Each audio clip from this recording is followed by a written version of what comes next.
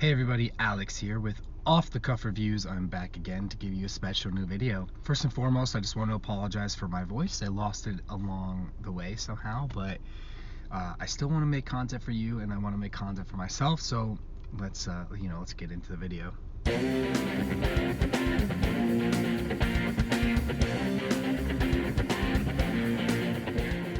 So in this video, we're going to be talking about the movie The Vast of Night. This one just dropped on Amazon Prime, and it follows the story of a switchboard operator and a radio DJ in the 1950s who cross paths with something bigger than them and bigger than all of us. One word to describe this movie is wondrous and even inspiring at some times. I'm going to be going in depth for this movie on my podcast, so definitely check that out on the next episode.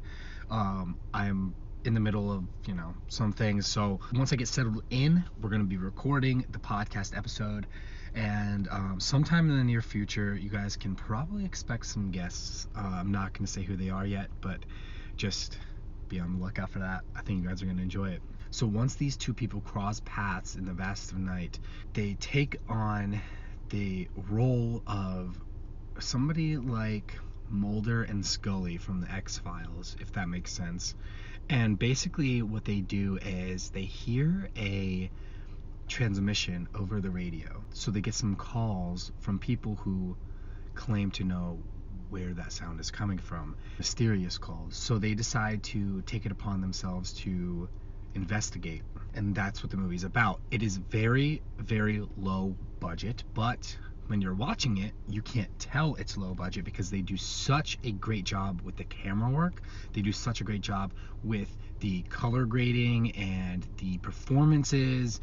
There's a lot of long takes in the film where the actors and actresses, they deliver long blocks of dialogue and without any cuts.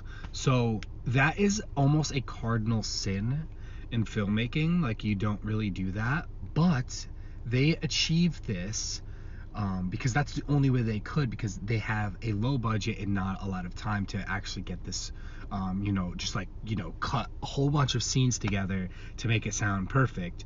What they did was they made the actors say their lines perfectly, you know what I mean? So when filmmakers go into a project, they need to focus on making sure their actors and actresses deliver their lines perfectly, so you don't have to just cut it all together later on in post-production and add all this ADR work. You don't want to do ADR and voiceover work in post-production. You want to focus on having it done perfectly the first time. You know what I mean? That's what you need to focus on. And that's what they did. There's a long 9-minute scene where the switchboard operators literally just doing switchboard operations, and you're wow, this is you're watching and you're engaged with the movie. But if this was done any other way, if this was done in any other movie, it would have failed probably. So this movie does a great job with that, and it's this filmmaker's first film. It's a lot of the actors' first film. They just do such a great job. So there's a scene where there's a tracking shot throughout an entire town. It is one take, no cuts, and it goes on for a few minutes. You literally go through an entire town. You go through into a gym where they're playing a full basketball game with every extra they could possibly have, filling the stands. You get to see the actual game being played.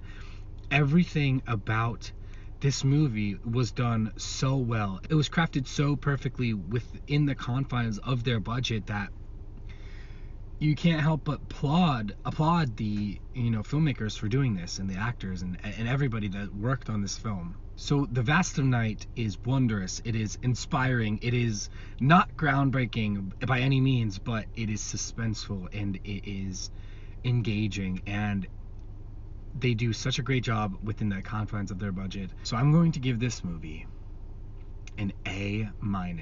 And everybody, if you like this, please subscribe, drop a comment, drop a like, do whatever you want. And I will see you on the flip side. Stay safe, everybody. Bye.